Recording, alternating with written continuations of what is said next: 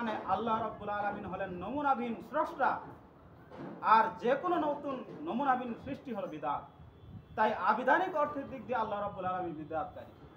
তবে আমাদেরকে মনে রাখতে হবে যে শাব্দিক অর্থের দিক দিয়ে দুনিয়ার সঙ্গে সংশ্লিষ্ট মুআমালাতের ক্ষেত্রে পৃথিবীতে যত বিদআত রয়েছে প্রত্যেকটা বিদআত জায়েজ। দুনিয়ার সঙ্গে সংশ্লিষ্ট, ইবাদতের সঙ্গে সংশ্লিষ্ট নয়, শরীয়তের সঙ্গে সংশ্লিষ্ট নয়, এই রকম পৃথিবীতে যত বিদআত আসবে প্রত্যেকটা বিদআত জায়েজ।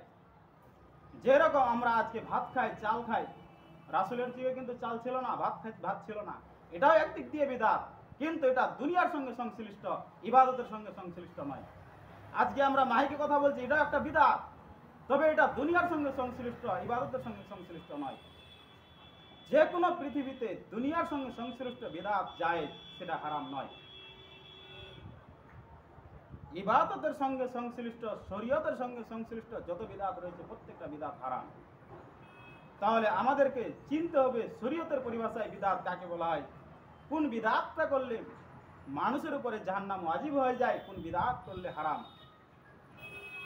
ইমাম সাতিবি রাহিমাহুল্লাহ বিদআতের সংজ্ঞা দিচ্ছেন, ইয়া তারিকাতুল মুখতারাতু ফিদ্দিন তুজাই শারইয়্যা ইউকসাদু বিহা তাকাররুবু ইলাল্লাহ ওয়া লাম তাকুম আলা সিহহাতিহা দালিলুন শরঈয়ুন সাহিহুন আসলান আও আসফা। দ্বীনের মধ্যে এমন নতুন আমল আবিষ্কার করা, শরীয়ত মনে করে, ধর্ম মনে করে, ইউকাররিবু ইলাল্লাহ, আল্লাহর সন্তুষ্টি লাভের আশায়, ওয়া লাম তাকুম আলা সিহহাতিহা দালিলুন শরঈয়ুন সাহিহুন, যার কোনো শরঈ দলিল নাই, যার কোনো সহি দলিল নাই, যেটা রাসূল করেননি, রাসূল বলেননি, সাহাবায়ে কেরাম করেননি, সেটাই হলো বিদআত।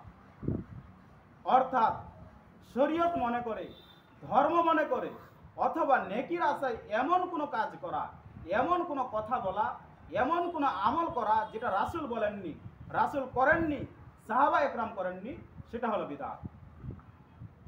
সম্মানিত উপস্থিতি, এক শ্রেণীর মানুষকে যখন বিদআতের কথা বলা হয়, তারা যুক্তি পেশ করে যে রাসূল যা করেনি তাই যদি বিদআত হয়, আজকে আমরা মসজিদে টাইলস লাগা মসজিদে সালাত আদায় করি, এটাও তো বিদআত।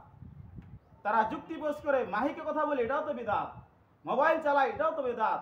ঘড়ি ব্যবহার করি, এটাও তো বিদআত। কারণ রাসূল তো এটা করেননি, রাসূল তো টাইলস লাগা মসজিদে সালাত আদায় করেনি, রাসূল তো কোনোদিনও মোবাইল চালায়নি, রাসূল খুতবা দিয়েছেন কিন্তু মাইকে খুতবা দেননি, অতএব এটাও তো বিদআত।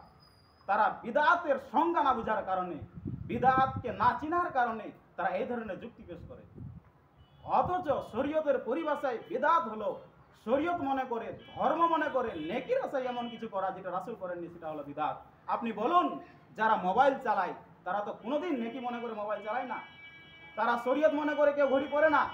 আমরা টাইলস লাগা মসজিদে সালাত আদায় করি, আমরা এই উদ্দেশ্যে সালাত আদায় করি না যে টাইলস লাগা মসজিদে সালাত আদায় করলে নেকি বেশি হবে, অথবা টাইলস লাগা মসজিদে সালাত আদায় করলে নেকি কম হবে।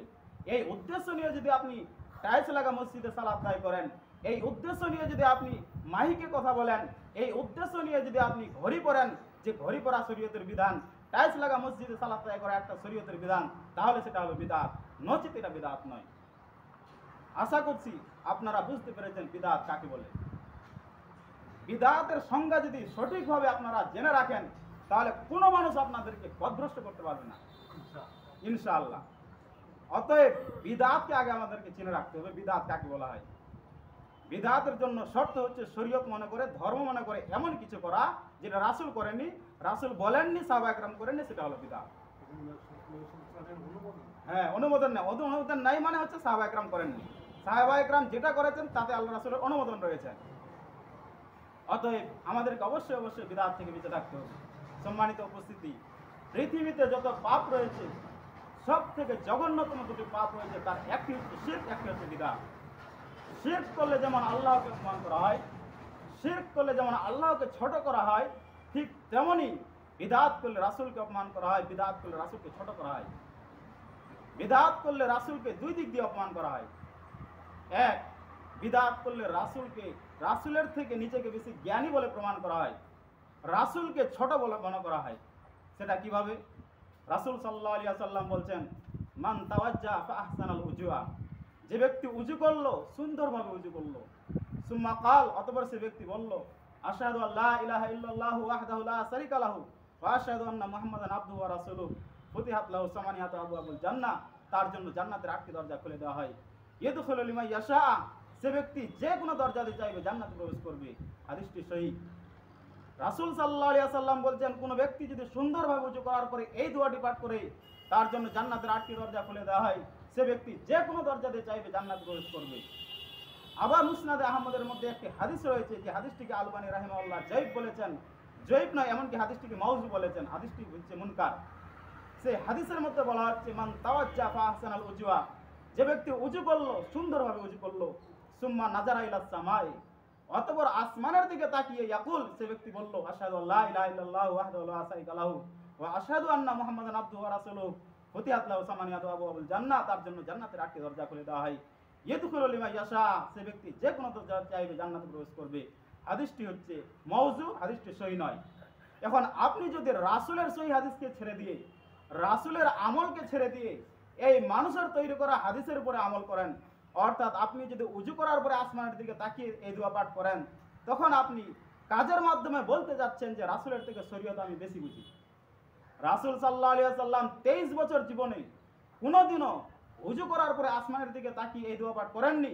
আজকে আপনি যদি উযু করার পরে আসমানের দিকে তাকিয়ে এই দোয়া পাঠ করেন, তার মানে আপনি বলতে যাচ্ছেন রাসূল শরীয়ত বুঝতেন না, আমি যতটা শরীয়ত কি বুঝি।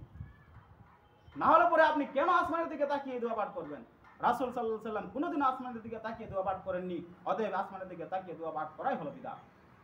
সম্মানিত উপস্থিতি, অতএব বিদআত করলে রাসূলের থেকে বেশি নিজেকে জ্ঞানী বলে প্রমাণ করা হয়।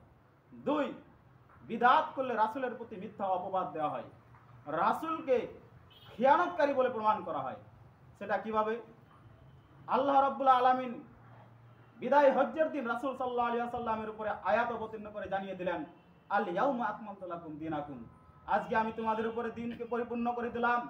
ওয়া আতমামতু আলাইকুম নিয়ামাতি, আমার নিয়ামতকে তোমাদের জন্য পরিপূর্ণ করে দিলাম। ওয়া রাজিতু লাকুমুল ইসলাম দীনা, ইসলামকে তোমাদের জন্য মনোনীত করলাম।